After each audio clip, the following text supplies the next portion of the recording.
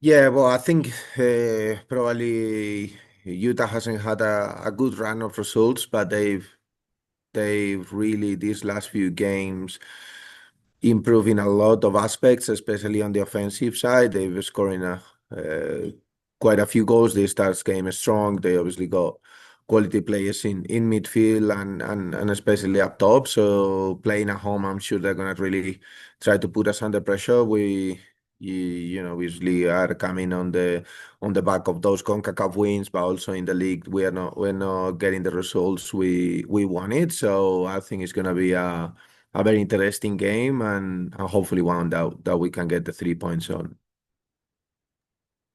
Wonderful. Thank you, Juan. If anybody has any questions similar to Anne, just use the raise hand function on Zoom and we will be sure to call on you.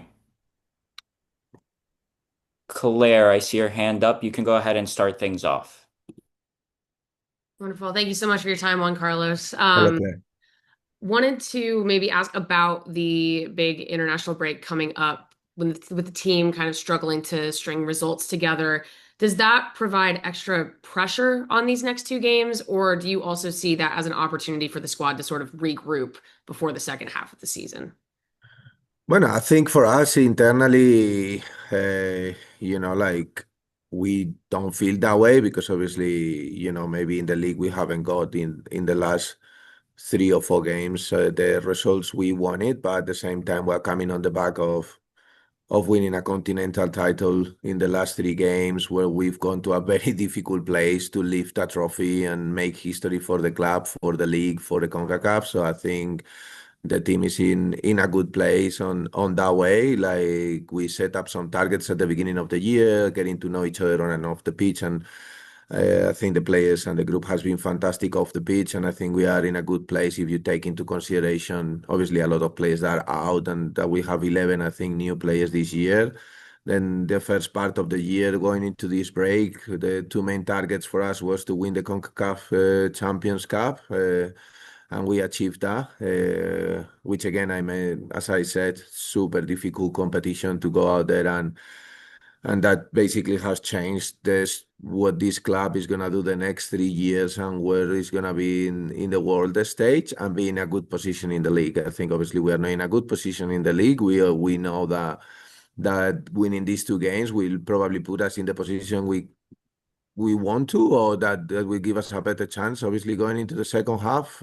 But I think internally the team is growing and is in a good place. I think it's important for us that we're asking a lot from these players, and I think it's a bit difficult to see from the outside, the efforts they do, and I think we've played more away games than anyone. I think we've gone like we travel all over. We've gone and win a continental trophy. We secure that this club is gonna be in two World Cups, 26, 28, and in the second part of the year we're gonna try to make sure that we are also on the 27 one. So yeah, I think that's where we are. Totally. And then just quick one about the international break. Anne was obviously one of a number of Gotham players to get that call up to the Euros this summer. What does it say about the competitive environment that the club has cultivated that so many players are getting that call? And then maybe as an extension, the NWSL as a whole, where more players are getting that call? Yeah, I think that's very important. No, I think we want to be as a club and as a league, a team that our players are recognized at the individual level for their performances. I think when you have those many players going into these competitions is because they are doing also something good for them for their club. I think in this case, obviously, you mentioned about Anne, and it's been outstanding for us. I think this year we probably conceded more goals than what we wanted, but probably also what other teams probably deserve. But at the same time, football is football, and if the finishes are on certain ways, not even Anne can save them, no? So sometimes that's the reality of it.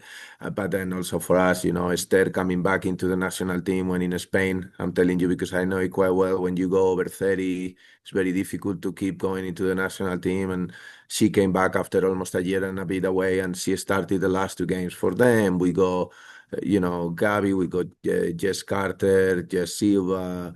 I think now probably Josephine is the player that we signed. Obviously, that she probably is going to be in the Euros as well because she's definitely a starter from Denmark. Like that shows the talent that we've been able to attract here at Gotham, and I think it's very good also for the league, as you mentioned. No, we want to be the best league in the world, and for that you need the best players in the world, and having so many going to the Euros, Copa America, and also Africa Cup of Nations with Stella, I think is very important for us. No?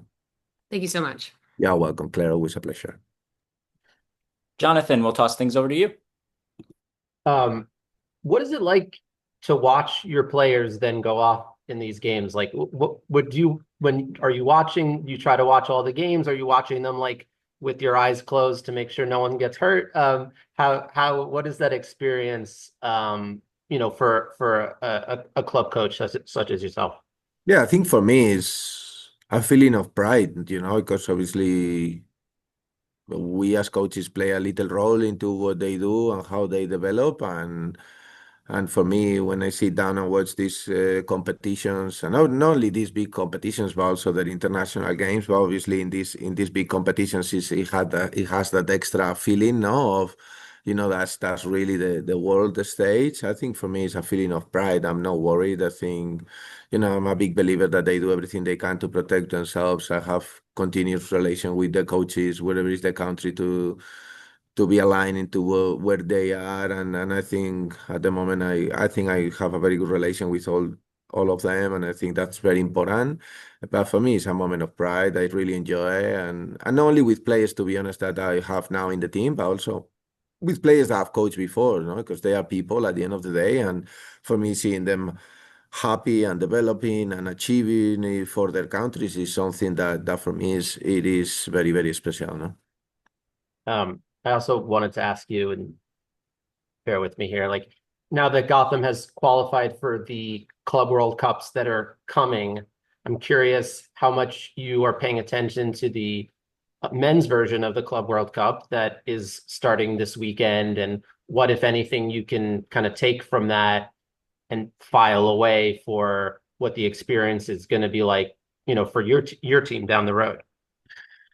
Yeah, well, I think for us it's a little bit different because I'm gonna pay attention to it, especially after the break when I can. I think it's fantastic for the country that we are hosting this level of competitions, whether it's male or female, because I think it puts the attention of the world in America and in the US, and I think that's key. I still remember, like, when I was a little kid and I watched USA or USA World Cup 1994. I absolutely love it, and it stayed with me forever. So I hope we can create, something special as well this year, but also next one. I think the competition this year is gonna be more similar to the one that we're gonna play in 2028. That will be a little bit bigger. I think this one that we're going in next year, it will be like a quicker semi-final final Yeah. format, which it Yeah. works for us because we come on the back of doing that in Mexico. So that experience hopefully pays off, and we can be world champions. Who knows? Yeah, and for the 2028 one, I know that's far off, but do you start maybe making some notes about, how this is all going to work? Yeah, absolutely. Like, I think the way I work, I make notes continuously.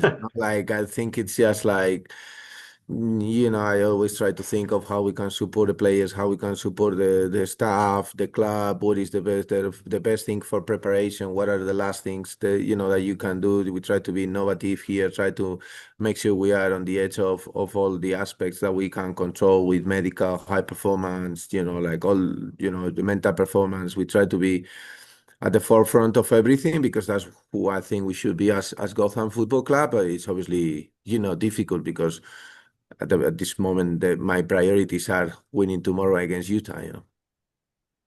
Very good. Thank you, Jonathan. Last call for any questions for Juan.